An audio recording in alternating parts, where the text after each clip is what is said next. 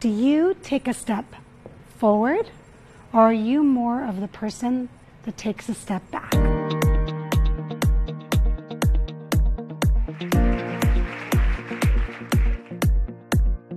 You really need to envision where you want to get, what you want to accomplish.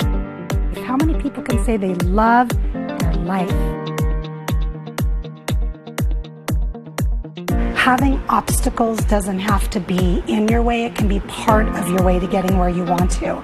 If you tell me something wrong is going in your life, I'm a solution girl. I will come up with a solution just about for every excuse you can come up with. I believe that we have an obligation to really teach the next generation. What a great way to do that by becoming a mentor. As an entrepreneur since the age of 21, which isn't common, a lot of people come straight out of college and get a job. I've had the ability and the experiences that a lot of people haven't had at such a young age. So I think that I would want you to know that the leadership qualities that I teach and the team development and my real estate background and all of that has built me into a speaker that genuinely shares real stories that I've experienced. I have a commercial real estate company I've run for over 20 years in Las Vegas. When we hit the recession, everything changed in our company. My employees were looking at me. They were looking at me to see what kind of mindset I had. They were looking at me to see how I would respond. They were looking at me for the ideas. If I showed a weakness, then they would have thought, oh gosh, we're gonna go under and lose our jobs. And I'm thankful to say my company's still in business, and we saved just about everything we could through the recession for all of the owners that we worked for. But a leader is being observed, and you want to recognize that so you can lead by example.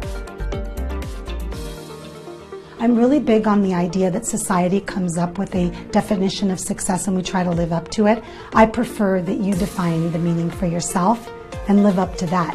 Now, there's nothing wrong with comparing yourself to other people that you see as successful and wanting to be like them, but the more that you're aware of what that definition is for you, the easier it is to actually meet that.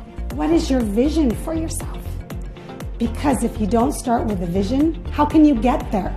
And sometimes people say, well, what do you mean? You see success and you see what it is? No. I'm visual by nature, so I can typically see where I want to go. But you can write it down, you can make little post-it notes, you can do whatever it is that works for you to have a clear understanding of where you want to go. Are you excited to go to work every day? Do you take pride in what it is you are doing every day? If you're not going to do what you love, that's fine, but at least love what you do. When you don't do what you love every day, it affects your relationships, it affects your energy, it affects your health, it affects your moods. You're less likely to be successful.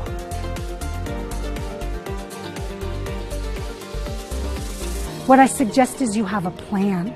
What I suggest is you figure out what it is you love to do, and there are ways to do that. So many people come to me that work with me and say, well, I'm missing the how. I said, that's the easy part. There's always somebody out there that knows how. You can always find someone to show you how. The peace that you want is the desire and the want. When that's strong enough, anything is possible.